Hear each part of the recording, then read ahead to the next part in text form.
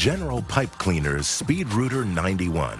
The right machine for clearing heavy stoppages and tree roots in basement drains and lines to the street or septic tank. This video gives you a general overview of the operating instructions and safety procedures for using the Speedrooter 91. It is not a complete list of all of the recommended safety procedures and will not provide specific instructions for every application. For a complete list of safety procedures or for more specific instructions to solve your particular clogged drain problem, ask your dealer or call the Drain Brains at General or visit www.drainbrain.com. Disregarding any of the safety procedures while using the Speedrooter can result in serious personal injury or damage to the equipment. To determine whether you're using the proper drain cleaning tool, you must first locate the source of the problem. If only one drain in the house is backed up, the clog is likely to be in the smaller line leading directly from that drain. If so, the Speedrooter is not the appropriate tool to use. Consult your dealer or the Drain Brains at General for a model designed for smaller drain lines. If several drains are affected, the blockage is probably in the larger line common to those drains. If this is the case, the Speedrooter is the right tool for the job. The Speedrooter provides a safe, clean way to clear clogged drain lines. However, as with any power tool, certain safety precautions are necessary. Remember these safety rules as you operate the machine. Check the power cord to make sure there are no cuts or frays. Make sure the grounding prong is in place. Be sure the machine is plugged into a properly grounded outlet. Verify that the ground is connected. If the power cord is not long enough, use a 3-wire heavy-duty extension cord. Make sure its grounding prong is in place. Using an ungrounded extension cord is very dangerous. Test the ground fault circuit interrupter before each use. Press the test button, then press the reset button. The light will indicate that it is operating properly. Do not operate the machine while standing in water. Wear safety glasses or goggles to protect your eyes from any debris thrown from the rotating cable or drain opening. Wear only leather gloves to protect your hands while handling the cable. Never use any other type of glove, such as cloth, rubber, or coated gloves. Operating the Speedrooter is a one-person job. Never have someone else operate the foot pedal. Never use the machine in a drain that has a chemical drain cleaner in it. Know how to shut off the machine in an emergency. Choosing the right cutters for your clogged drain problem is important. Your dealer will supply the appropriate tools for your needs. The Spearhead and 2-inch U-cutters are good cutters to start with. They are ideal for cutting and scraping. The 3-inch heavy-duty saw blade is used for cutting through tree roots and heavy stoppages. The 3-inch heavy-duty side cutter is a good finishing tool. It scrapes the walls of the pipe for a more thorough cleaning job. The retrieving tool is for removing loose objects that have been lost down the drain. Start with the smaller cutters, then change to the larger cutters after you've gotten the water flowing. Place the machine no farther than 2 feet from the drain opening to avoid cable whipping and kinking. If you can't place it that close to the drain, run the cable through a guide tube extension or metal pipe to prevent the cable from whipping. Lock the wheels in place to secure the machine. Loosen the knob on top of the power cable feed and pull 3 feet of cable out of the drum. Slide the guide tube over the cable and snap it into place on the feed. To attach a cutter, first turn off the power switch. Remove the screw and lock washer from the connector at the end of the cable.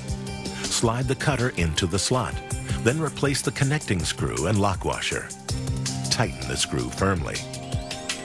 Position the end of the guide tube into the drain opening. Make sure the air foot pedal is placed so you can reach it easily.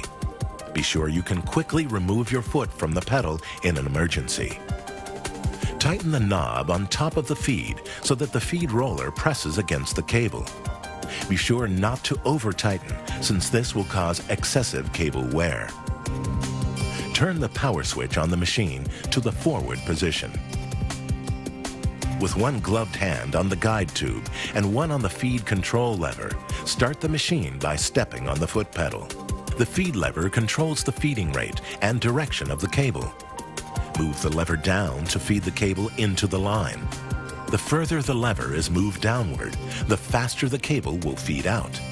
Move the lever up to retract the cable into the drum. When the lever is in the middle or neutral position, the cable will spin in place. With one gloved hand on the guide tube and one on the feed control lever, feed the cable into the drain and against the obstruction with a firm, even pressure. Adjust the feeding rate to the resistance met. Do not force the cable into the drain. Let the cutter do the work. You won't clear the line any faster, and you could damage the cable or seriously injure yourself. The cable must turn freely as the drum rotates. If it jams, the cable will build up torque, start to buckle, and then, in the blink of an eye, twist itself into a series of loops. If your hands are caught in a loop, you risk severe injury. Again, do not force the cable. If the cable begins to buckle or twist, stop by taking your foot off the pedal. Move the feed lever to the reverse position and retract the excess cable into the drum before continuing. Go slow.